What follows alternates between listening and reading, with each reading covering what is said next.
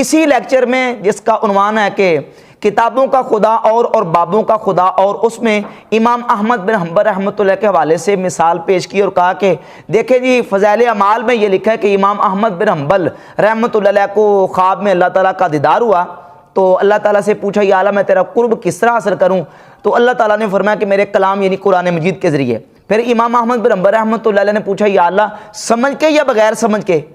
تو اللہ رب العزت نے فرمایا کہ سمجھ کے یا بغیر سمجھ کے، یعنی دونوں طرح میرا قرب حاصل ہوگا۔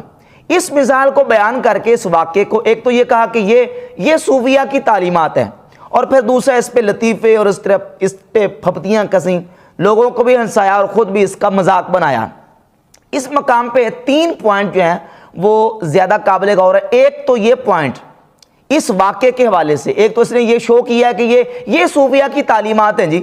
یعنی یہ واقعہ امام احمد بن حنبل رحمۃ اللہ علیہ کے خواب میں اللہ تبارک و تعالیٰ کو دیکھنے کا، یہ صوفیہ نے ہی اپنی کتابوں میں لکھا ہے۔ یہاں یہ بات یاد رکھے کہ یہاں مجھے فضائل اعمال کی صفائی بیان کرنا مقصود نہیں ہے، مقصود یہ ہے کہ یہ واقعات اور اس طرح کے بے شمار درجنوں واقعات ہیں جو ہمارے اسلاف امت سلف صالحین محدثین ائمہ صوفیہ نے اپنی کتابوں میں ذکر کیے ہیں، چونکہ اس کا مقصد یہ ہے کہ لوگوں کو صوفیہ سے اور امت کے اکابرین سے بدظن کیا جائے، تو اس حوالے سے ان کا دفاع کرنا ہماری ذمہ داری ہے۔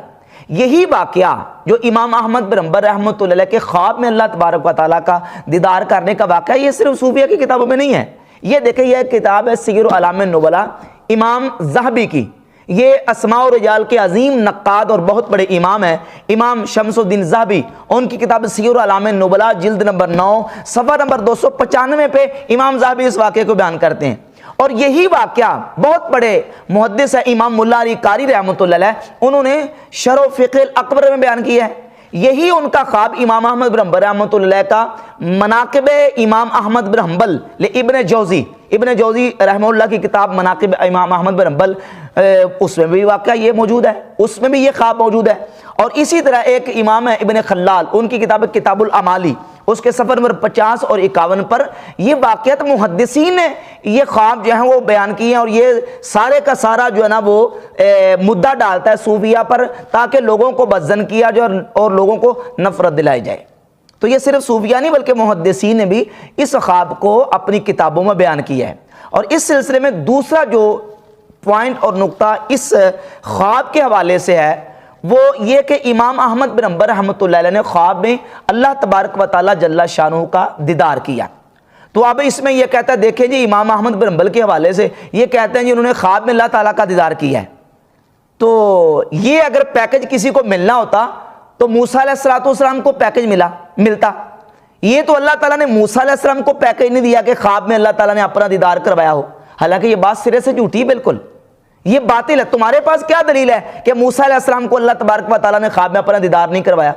کوئی ہے دلیل قرآن پاک سے یا حدیث سے؟ موسیٰ علیہ السلام نے تو خواب میں اللہ تبارک و تعالیٰ جل شانہ کو دیکھنے کا سوال ہی نہیں کیا،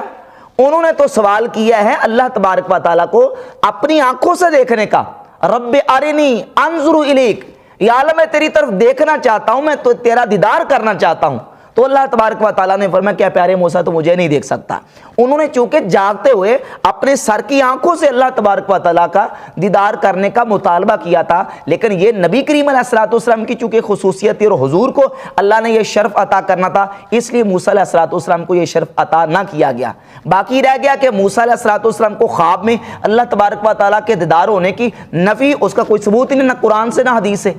بلکہ ابھی بھی انشاءاللہ آپ کے سامنے دلائل پیش کروں گا کہ خواب میں اللہ تبارک و تعالیٰ جل شانہ کو دیکھنا یہ تو نبی کریم صلی اللہ علیہ وآلہ وسلم کے غلاموں کو بھی اللہ رب العزت نے یہ شرف عطا کیا ہے۔ بڑے بڑے جلیل القدر محدثین، بڑے بڑے ائمہ،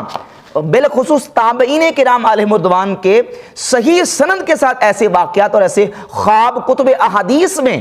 محدثین کی کتابوں میں ایسے خواب موجود ہیں کہ جس میں یہ بالکل بات واضح ہے کہ انہوں نے اللہ تبارک و تعالیٰ جل شانہ کا خواب میں دیدار کیا۔